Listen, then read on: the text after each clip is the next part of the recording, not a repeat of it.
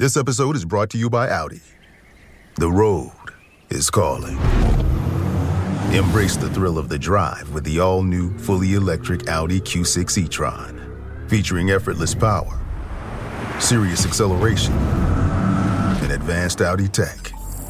It's not just a new EV, it's a new way to experience driving. The all-new, fully electric Audi Q6 e-tron is here. The next chapter of Audi starts now.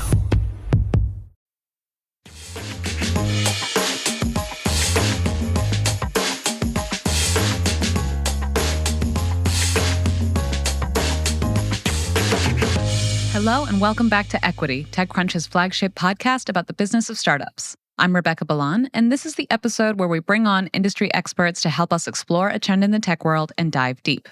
Today, we're taking you to Austin, Texas, where I moderated a panel at South by Southwest about how technology is transforming urban spaces and building the cities of the future. I spoke to Dara Treseder, Chief Marketing Officer at Autodesk, and Mayor Matt Mahan of San Jose, about how cities today are using AI to improve traffic and safety, why digital twins can help make cities more resilient to climate disasters, and how cities can integrate data centers into the fabric of their urban landscapes, and more. It was an interesting discussion, particularly in the aftermath of Autodesk laying off roughly 1,350 workers, or about 9% of their staff, a couple weeks ago, as the company restructures to focus on its cloud and AI needs. So let's take a listen. Good morning. Hi, everyone. Good morning. I know we got to get some energy into this crowd. How's everyone doing? Woo! Yes. All right. When we talk about, smart cities, sustainable cities, this is something that we've been, at least smart cities, we've been talking about for at least 15 years.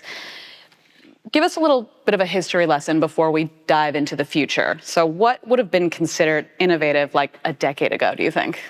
Oh boy, we're still trying to implement things like a Salesforce CRM that might have been obvious a decade or more ago. So in some ways, I think government continues to be behind because we don't have big R&D budgets or large technical teams that can always be updating the latest and greatest technology. But I do think, and I don't want to get too far ahead in our conversation here, I think some of the newer AI applications give us an opportunity to leapfrog and not have to necessarily rebuild all of those legacy systems, but really think about a very different way of delivering city services. And I know we'll get deeper into that in the conversation. You're a San Jose mayor, you're in Silicon Valley. I'm sure you get approached all the time by startups that want to implement their tech. What is kind of the bar that needs to be hit for technology to be deployed in your city? Yeah, so traditionally, the answer to that question would be procurement, which is the bane of everyone's existence. It takes like 18 months to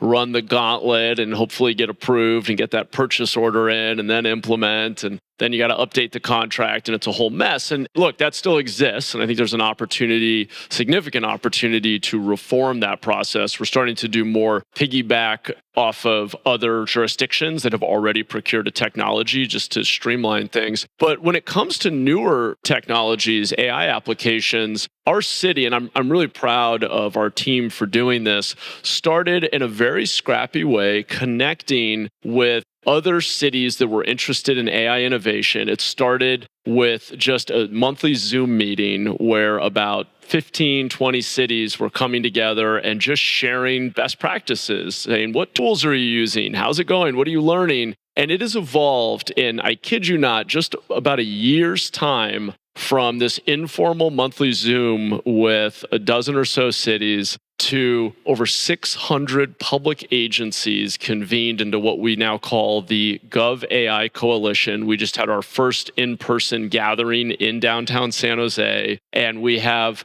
an entire set of frameworks and infrastructure for any public agency that wants to use AI, from vendor registries to incident response plans, AI policy manuals. This space is moving very quickly, but the spirit of it is for cities to be able to quickly pick up and pilot AI tools across any department in a city, county, other jurisdiction, share learnings, and do it in a way that is safe because we have built out protocols and frameworks for those agencies to think about which vendors they use, which questions to ask, how to protect people's privacy, data retention policies, all of these things that those of you in the tech world are very familiar with, but are newer for many of us in the public sector. So when we talk about AI tools, I mean, AI is everywhere, right? Everything's being AI-ified. Autodesk has been around for ages, but you're really digging into your own AI tools. What are some that you're seeing cities use a lot today? Absolutely. So first of all, Autodesk is a technology company, and our software is used to design and make the world around us. Whether it's the buildings we live and work in, or it is the movies and games we love, or the products we rely on. So our AI technology is being used by cities as they design and address some of the most pressing challenges. There are not enough people, time, or money for cities to build or rebuild all of the infrastructure that is required. And there's increasing pressure on cities to address this. And so how do you, when you don't have enough money, you don't have enough people, and you don't have enough time, this is where technology really steps in. And we are seeing cities use our technology, whether it is around increasing resiliency as they face increasing climate crises and natural disasters. We're seeing cities use it around building more sustainable infrastructure to really improve the livability of the communities. And we're also seeing cities really using technology as a way to make their areas more attractive. There is a skills shortage. And so as cities compete for where people choose to live and work, really having technology at the heart of it is an important way. Yeah, and I want to get into some of those examples in a bit, but Mayor Mahan, you said that you're talking to mayors all the time.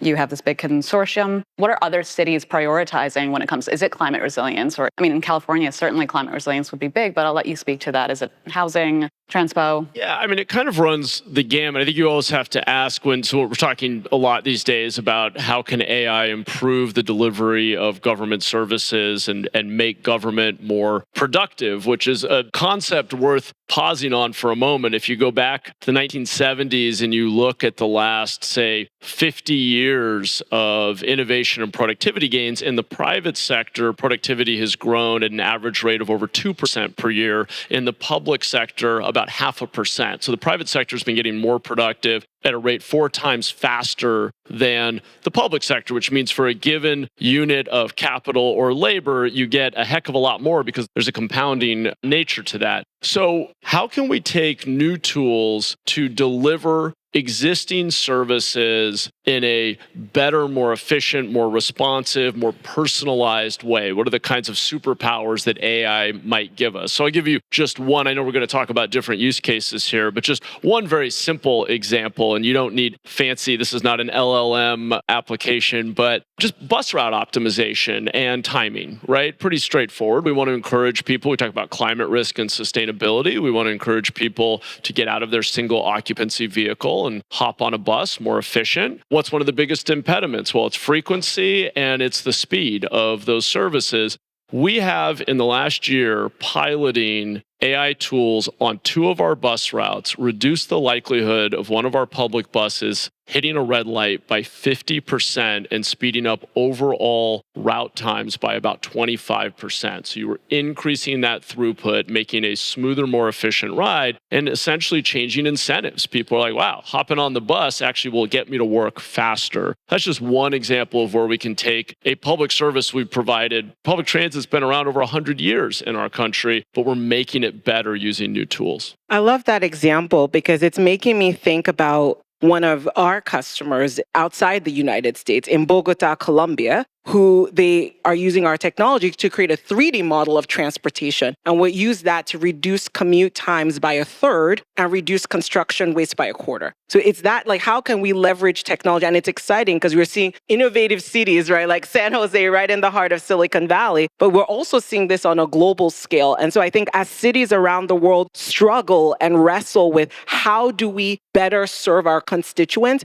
technology is really at the heart of how you start to apply this in real real time to address the issues that are top of mind. How long ago was that Bogota revamp? Oh, this is something we were working with them just a few years ago, and it's still very much in process. Yeah, I've been there. Their bus routes they're pretty fast. It's like technology, right? And it wasn't the case, but having that 3D model allowed you to kind of model and simulate what is needed and then adjust to be able to ensure that you can actually improve the transportation for the citizens. So for that one, was it a simulation, or did you build a digital twin, or is a 3D model? So it helped a 3D model of the transportation system. Think of it like a virtual copy, right, of a real world system that you can then kind of simulate and adjust things. And the way I like to think about it is you make mistakes on the computer, so you get it right in real life. Right. Yeah, I mean, we see that. I cover a lot of robotaxis, and we see that a lot of the testing is done in simulation first, because there's a lot of risk when you put self-driving vehicles on the road. Would you say that 3D models, is this the bread and butter of Autodesk right now? Is this something that a lot of cities are using? And is it for transportation the most, to ensure that things are moving quickly? You've got bus routes in the right places. You have space for green spaces as well. Yeah, so 3D models, right, they're 3D models, they're digital twins. This is very much becoming the standard. You want to have that virtual copy. And it's not only for transportation systems. Just 30 miles from here in San Marcos, Texas, that's a city that is in one of the most flood-prone areas in the United States. In 2017, there was a flood that devastated the community. So as you can imagine, the city of San Marcos is thinking, how can we address this and prevent this from happening again? Or if it happens again, how do we make sure we're better prepared to take care of our constituents? Working with Autodesk Technology, have worked to build a 3D model of the storm drain network to understand where are some of the problem areas that we need to allocate our resources to ensure that we can mitigate any risks should a flood occur in the future. And really doing some of that scenario planning. So we are seeing that happen with cities, with infrastructure, transportation systems, and even with, obviously, buildings and landmarks as well. Is this something you're doing in San Jose as well? I was going to say, just to build on that example, I think it's a great one. Obviously, with the tragic fires in Los Angeles, we're thinking a lot about whether or not we are as prepared as we can be for fire risk. California fires, floods, earthquakes, right? One of the things we're exploring now with our public university, San Jose State, which happens to be across the street from City Hall, is better monitoring and modeling of vegetation, fuel load, you might call it, and basically the buildup of vegetation around the wildland urban interface of the city. We are surrounded by dense, dry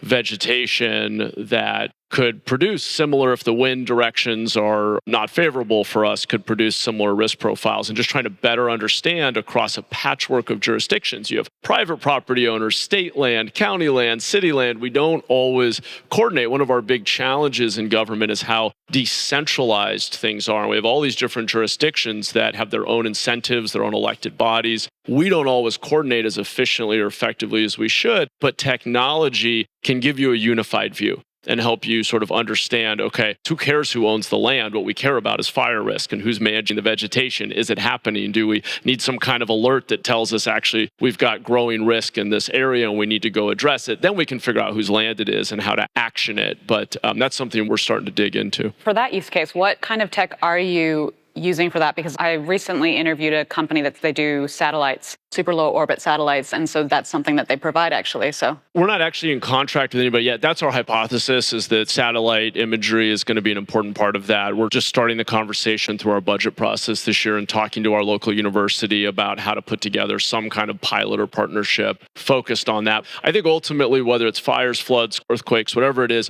there will be some commonalities to understanding where risk is geographically, where those riskiest areas are, being able to update that more frequently than you would without technology. And then something like an evacuation route may actually be shared across different models for different disaster scenarios. And I think this is where digital twin really comes in, to your point of having a 3D model that's not just a replica, but can be updated, right, in real time, adjusted to make sure that you're addressing whatever issues.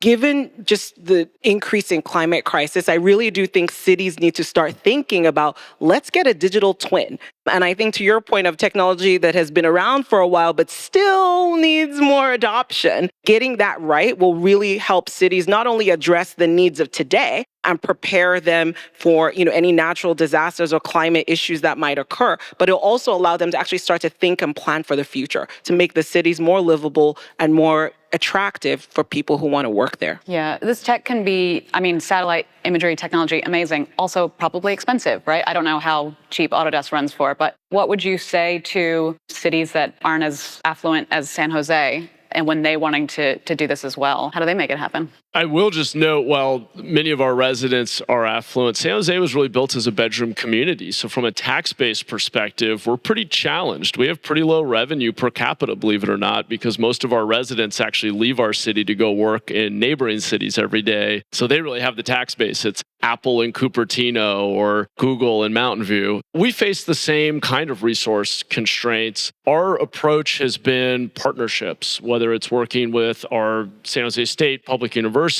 or big employers. NVIDIA, you've probably heard of, started literally on the back of a napkin in a Denny's in San Jose. We signed an MOU with them last year that creates a framework for us to partner around things like workforce development or adoption of their technologies to pilot civic use cases. And certainly we understand over time, as those tools mature and demonstrate that they can deliver value, there will be a paid component, but I hope that at that point, I think we will be very happy to pay for those emerging tools as they demonstrate that value. But the whole premise behind the Gov AI coalition is that we want to identify the emerging startups and technologies, apply them to civic use cases, pilot them for what should be relatively low cost for us because we're providing the use case, the city workforce, we're applying it. That partner is getting all of that data and sort of opportunity to experiment. We're also getting a potential solution that over time we may be able to pay for. In fact,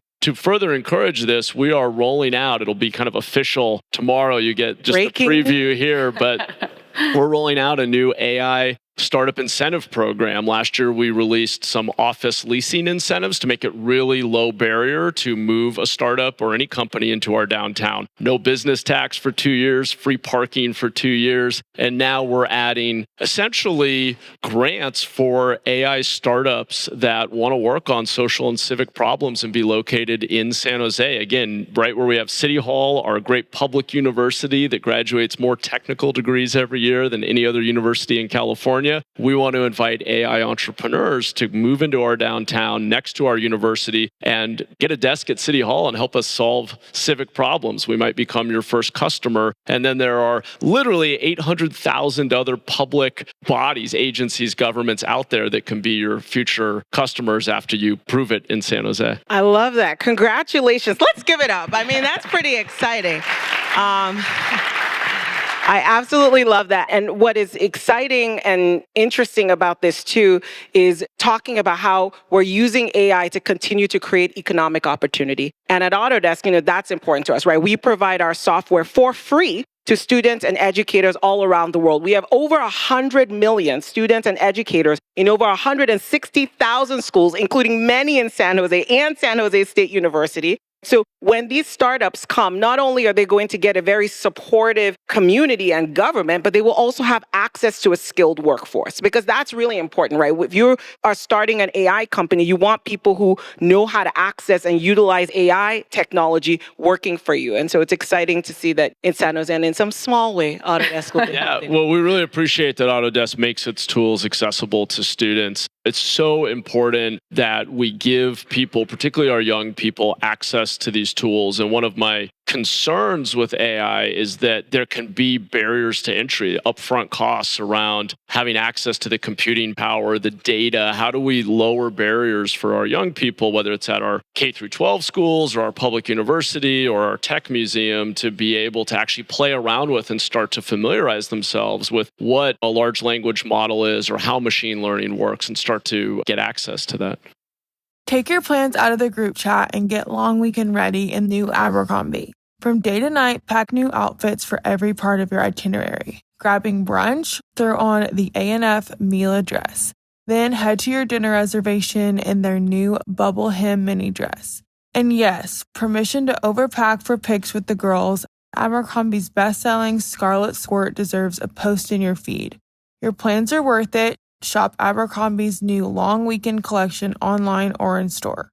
When it comes to startups and civic tech, something a lot of startups don't necessarily recognize is that while government resources are constrained, they're actually a really good partner because a lot of those partnerships last for years, right? If they're not, just a simple pilot. Recurring revenue. Recurring revenue. That's what we all want. We love it. Yeah, we love it. But just to quickly switch gears, you kind of danced around how Autodesk and San Jose have worked together, but you are working together today on something called an 8-block project. Dara, can you walk me through what exactly happening there? Yes, I'm really excited. And Mayor Mahan and his administration are really very forward thinking and technology first. I tell you in private, I'll tell you publicly now.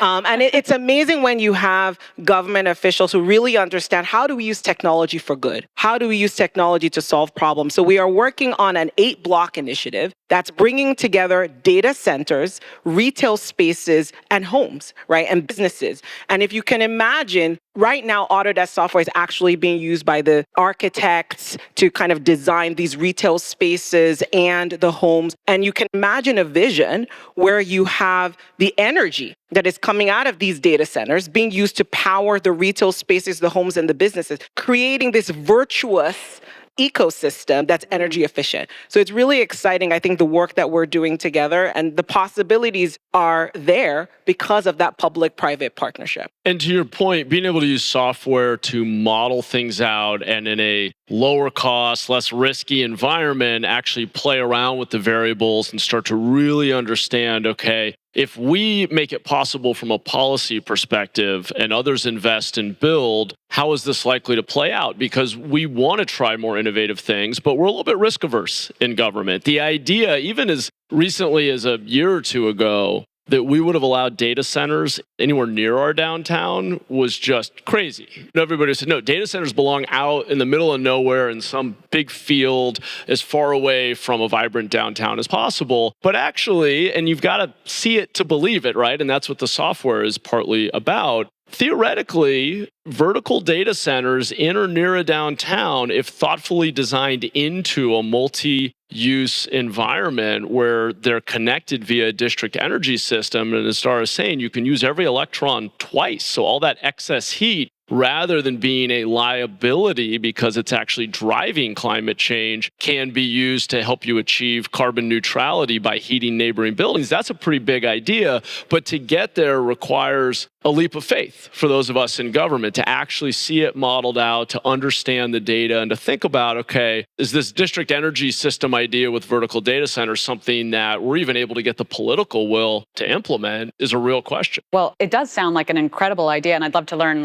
why that occurred to the city and if you've seen other examples of this. But you say government, it's kind of difficult to get ideas past them, but the public as well. Do people want to live near data centers? How do you pitch that to the public? I think if you ask it that way, the answer is probably no. Although you'll learn in politics that with polling, it's all about how you ask the question. All right, how would you ask it? I was on stage at a different conference last year with the CEO of PG&E and CEO of Westbank, and we were talking about this concept. So PG&E is our big energy provider, our publicly regulated utility. It's an investor-owned utility in Northern California. And figuring out, okay, we know there's a lot of demand for computing power. There's a huge amount of need and capital, frankly, that is ready to go to build out data centers and expand computing. We know that it needs space and it generates a lot of excess heat, huge energy demand. And then we're working with Westbank, which owns a number of properties in our downtown, on the future of our downtown. How do we densify, bring more residential into downtown and kind of balance jobs and housing? And really it was through those conversations that we came to this thought process that actually maybe you could go with vertical data centers and build out a proper district energy system for the whole downtown and have it ultimately be a place where people live, work, play, and it's carbon neutral. And I think that's exactly right. It's having people understand,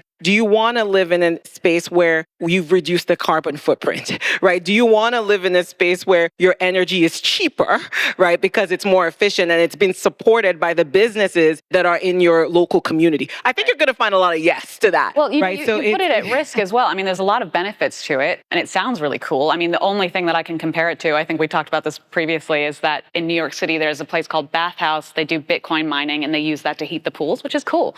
But this is... I'd also just say design makes a huge difference. Yeah. We're not going to have data centers that are simply large concrete blocks. Yeah. We're going to require Really? Why not? It sounds pretty. form of ground floor activation, some amount of public art, some public space. Right. I mean, we'll be very intentional about how we allow this to happen. And this is where technology plays a role, right? Because you can kind of simulate, you can say, what are some of the negative externalities we want to avoid for noise pollution? How can we make sure there's more green space? How can we make sure that this is aesthetically pleasing? And you can model all of these scenarios in the technology tool so that when you build it in real life, it really gives those desired outcomes. You know, we have real examples where we've done that. But when you're talking about like a data center that people live around, if anything happens with the power with that, it could affect the power of people's, lives. Their fridges might go, it could affect a lot of things. And yes, you can test for a lot of things in simulation, but there are always edge cases that you can't test. And this is why it's so difficult to roll out things like autonomous vehicles or autonomy in general, because there's always edge cases and it's really hard to get those. Like digital twin is not a panacea for we've tested it all. Absolutely. I think you're right. And that's why we actually need more real world applications, because as we start to deploy these things in the real world, we start to understand, right? What did our model not tell us that we can kind of take to get this better and get it right? Yeah, I wonder what that would look like as a test, like a small one.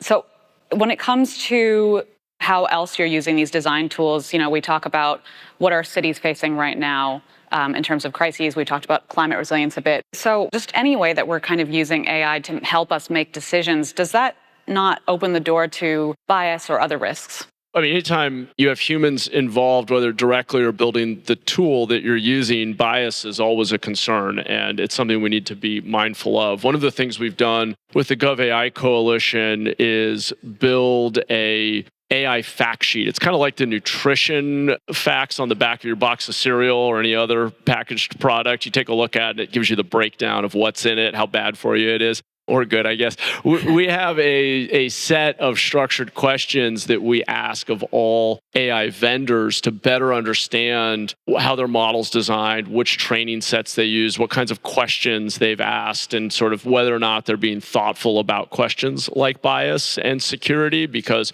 we want to know what we're getting into. It's an evolving space. I don't want to pretend that we've figured this out, but we try to be really thoughtful about that. For example, we're doing a lot of work with object detection on city roadways, putting cameras on city vehicles to identify potholes, graffiti, streetlights that are out. We're also, and this is a little riskier, we're trying to more efficiently identify lived-in vehicles. We know we have 1,000+ people living on our streets in vehicles, and we want to be able to do outreach and deliver services, but we do not record or keep any faces. We can identify that maybe someone's living in the vehicle without keeping any data that would help us identify the actual identity of that person. And so we've tried, and we have very strict data retention policies where we're deleting data that we don't want to keep because it could be used in bad ways in the future. So we try to be very thoughtful about how we're using new tools in a way that's going to keep everybody safe while making us more effective.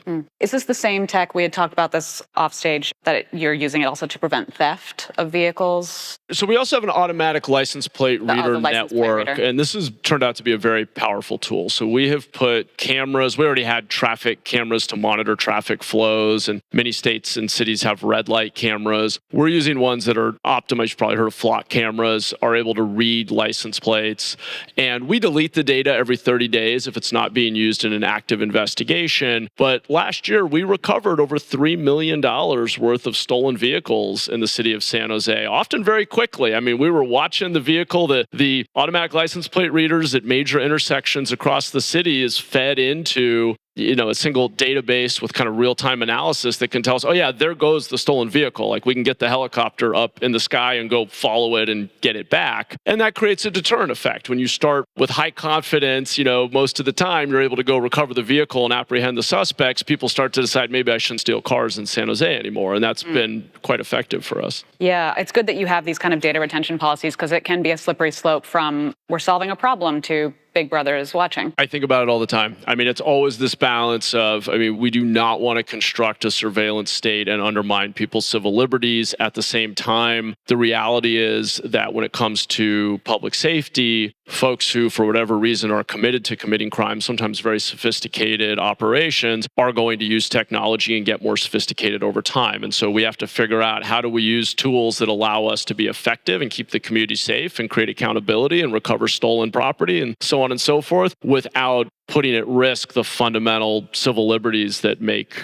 our country a great place to live. Now, when we talk about responsible procurement and just partnerships in general, working with other companies, I mean, this isn't exactly partnerships, but Autodesk last year acquired something like 7 companies per PitchBook data, mostly to beef out tech capabilities. Can you speak to any of them? Were any of those acquisitions specific to helping with urban planning, city planning design? Absolutely. We acquire companies, of course, like any company, our technology, some of it is built in-house, some of it we acquire companies and bring companies in, and sometimes we partner with other organizations. And some of the companies that we acquired have actually helped us with our industry cloud. So we have an architecture, engineering, and construction industry cloud called Forma. It's a very cool tool. And it essentially helps with that convergence of design and make. So if you think about the urban planning that you're doing, you want to bring in data, right? You want to bring in data about the environment. You want to bring in climate-related data. You want to make sure that you can, even from the early pitch stage process, you can say, will we meet our sustainable goals?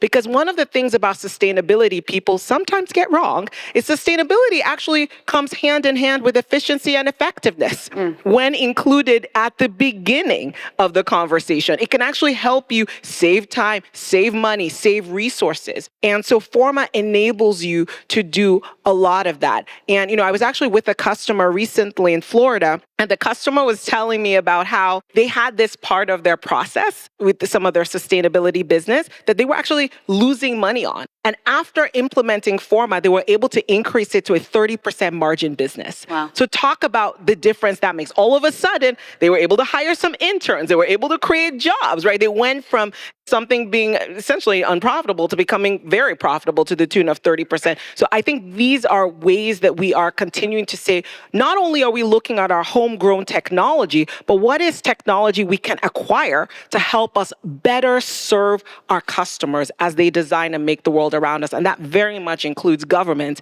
as we work to make our cities more livable, more workable, and ultimately, hopefully, more enjoyable too. Yeah, so it seems like that's part of Autodesk's overall kind of push towards focusing on AI and cloud.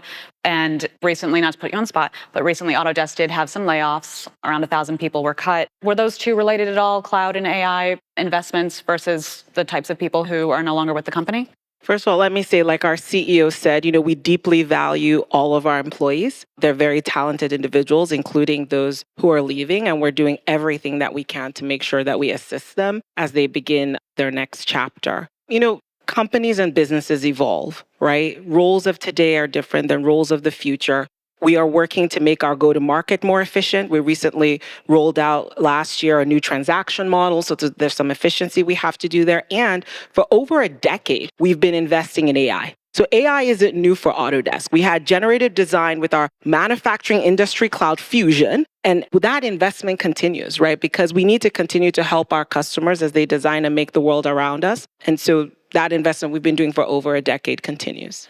Going forward, would you say that sustainability for Autodesk is a core principle? Absolutely. It's interesting because I say before sustainability was cool, Autodesk was doing sustainability. When it became cool and everybody joined the party, hey, we're here for it. We continued focusing on sustainability. Whether or not it continues to be cool, we're going to stick with it, because sustainability for us, when we think about our purpose as a company, our purpose is to design and make a better world for all. Sustainability is at the heart of that. And like I said, sometimes there are misconceptions about what sustainability is. The fact is, all of us, sustainable infrastructure is a core part of how our cities are able to be livable, how our cities are able to deliver for their constituents. So sustainability continues to be a critical part of the work that we do. And one of the things that we actually recently did a survey of thousands of customers around the world, and this continues to actually be a top priority for the vast majority of businesses who are in architecture, engineering, construction, product design, and manufacturing. Again, because it helps with efficiency and effectiveness. Yeah. So we continue to see it matter to our customers, it matters to us, and it will continue to matter to us. Yeah, I'm glad that you said that about we'll keep doing it even if it's not cool, because, we've seen other companies pull back on other measures due to political pressure. So I think it's a constant kind of moving chessboard. Well, I think that's probably all the time we have. So yeah, give it up for our panelists today. Thank you so much. Equity is produced by Theresa Loconsolo with editing by Kell. We'd also like to thank TechCrunch's audience development team. Thank you so much for listening, and we'll talk to you next time.